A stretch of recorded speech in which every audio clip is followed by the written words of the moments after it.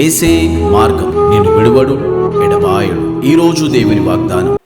Praise the lord. Yesukristu నామములో మీ అందరికీ శుభాది వందనాలు చెల్లించుకుంటున్నాను. యేసే మార్గం అని మా కార్యక్రమం ద్వారా ఎంతమంది అయితే ప్రతిరోజు ఉదయకాల వాగ్దానం వింటున్న సిస్టర్స్ అండ్ బ్రదర్స్ ప్రతి ఒక్కరు దేవుడు మిమ్మల్ని మీ కుటుంబాన్ని దీవించి ఆశించిన గాక.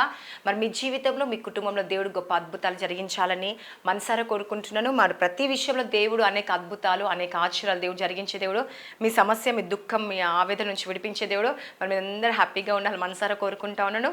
ఈరోజు దేవుడిచ్చే వాగ్దానం యెషయా 49 అధ్యాయం 16 వచనంలో దేవుడు సెలవిస్తూ ఉన్నాడండి. ఈరోజు కదండి, నీ పేరంట తన చేతుల మీద చెక్కి ఉందని దేవుడు సెలవిస్తూ ఉన్నాడు. ఎవరి పేరంట అండి?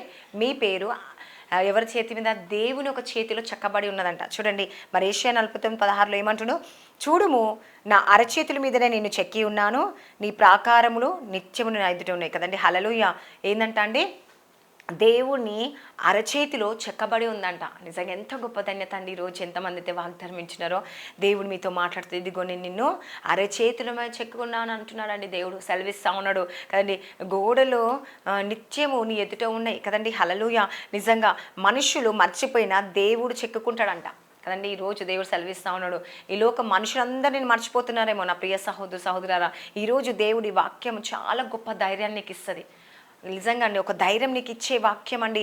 ఎందుకంటే మరి యెషయా గ్రంథంలో దేవుడు చెప్తా ఉన్నాడు, నేను నిన్ను అరచేతుల మీద చెక్కి ఉన్నాను కదండి. నిజంగా దేవుడు నిన్ను చెక్కుకొని ఉన్నాడంట. మనం చాలాసార్లు ఇలా అనుకుంటుంటాం, దేవుడు నన్ను మర్చిపోయాడేమో, నా పరిస్థితులు ఎందుకు మారడం లేదు అని చెప్పేసి అనుకుంటున్నావా? అయితే దేవుడు ఈరోజు నీతో మాట్లాడుతున్నాండి.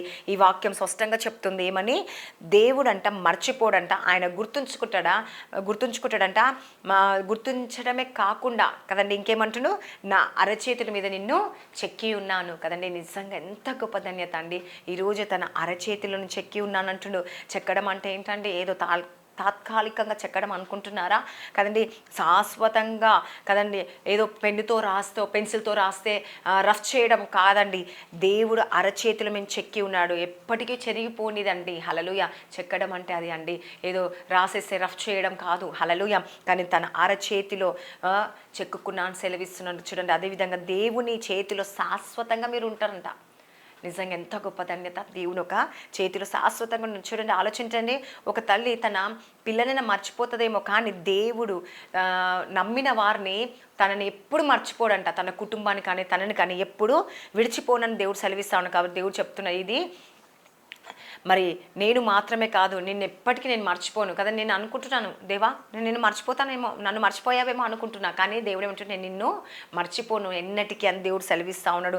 కాబట్టి దేవుడు నిన్ను ఒక విలువైన వాడిగా చూడాలి, విలువైన దానిగా చూడాలని కోరుకుంటా ఉన్నాడు. కాబట్టి ఏ పరిస్థితులు అయినా సరే అండి, ఏ స్థితిలో మీరు ఉన్నాక సరే, దేవుడు మీ జీవితంలో గొప్ప అద్భుతం చేయబోతున్నాడు. కాబట్టి ఈరోజు చిన్న సమస్యకే ఆయన ఒక దృష్టికి తీసుకువెళ్తున్నారేమో.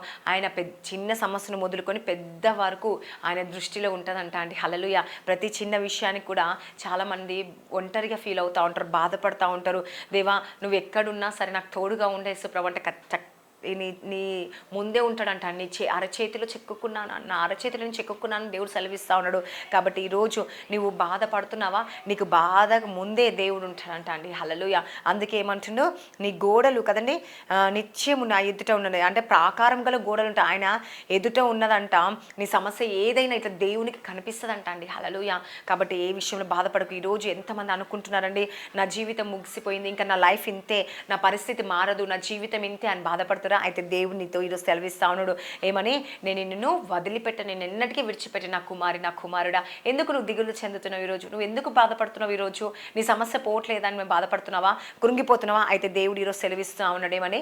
నీ పేరు నా చేతిలో చెక్కుకున్నాను. హల్లెలూయా. ఎంత గొప్ప ధన్యత అండి. ఈరోజు ఈ లైవ్ చూస్తున్నా, ఈ వాగ్దానం వింటున్నా నీతో దేవుడు మాట్లాడుతున్నా ప్రియ సహోదరులు. నిజంగా ఆయన చేతిలో ఉన్న నీ భవిష్యత్తు భయపడాల్సిన అవసరం లేదండి. ఎందుకంటే దేవుడే నీ భవిష్యత్తుని మార్చబోతుండు. కాబట్టి దేవుడు నేను ఎప్పుడు మర్చిపోయి ఈ వాగ్దానం నీ జీవితంలో నెరవేర్చబడాలని కోరుకుంటున్నావా?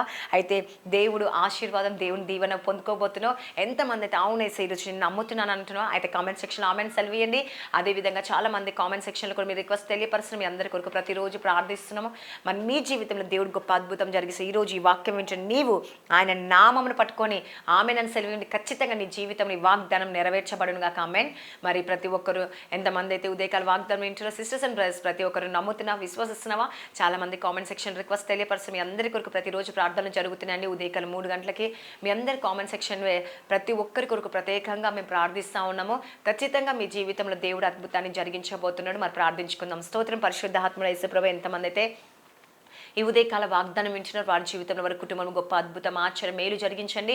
దేవా, ఎంతమంది ఈరోజు బర్త్డేస్ మ్యారేజ్ డే జరుపుకుంటే ఈ సంవత్సరం అంతా వారు బ్లెస్ చేసి దీవించి ఆశించి పోషించి సంరక్షించి వారికి ఉన్న ఆవేదన, సమస్య, దుఃఖం, రోగం, బంధకాలు, సమస్యలు, నిందలు, అవమానాలు ప్రతిదీ తొలిగిపోనుగా, గర్భాలు తెరవబడునుగాక, భార్య భర్త సమస్య, కోర్టు కేసు అన్నిటి నుంచి విడుదల కలుగునుగాక. ఏసయ్యా, ప్రతి కుటుంబంలో శాంతి, సమాధానం, నెమ్మది దయచేసి వారికి ఉన్న ప్రతి ఆవేదన తొలగించి బిజినెస్లో లాభం దయచండి. రాకపోకల ప్రయాణంలో తోడుగుండి ఐసీలో ఉన్న స్వస్థత విధానం దయచండి.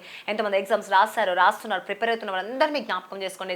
మంచి మార్క్స్తో పాస్ కావాలేసే వాళ్ళకున్న ఫైనాన్స్ ప్రాబ్లం, ప్రతి శోధన, వేదన, మంత్రాలు, చీకటి శక్తులు, అమాస పుణ్యానికి పరంకేసిన ప్రతి శక్తులు, ప్రతి కట్ల నుంచి విడుదల కలుగును గాక. రక్షణ భాగ్యం దయచండి. ఆత్మీయ ఎదుగుటకు శక్తిని దయచండి. ప్రతి సంఘాన్ని, ప్రతి మినిస్ట్రీని మీరు జ్ఞాపకం చేసుకోండి. అద్భుతం ఆశ్చర్యం మేలు జరిగించమని నజరేయుడైన యేసుక్రీస్తు నామంలో అడుగుచున్నాను తండ్రి. Amen. God bless you. Praise the lord అందరికీ.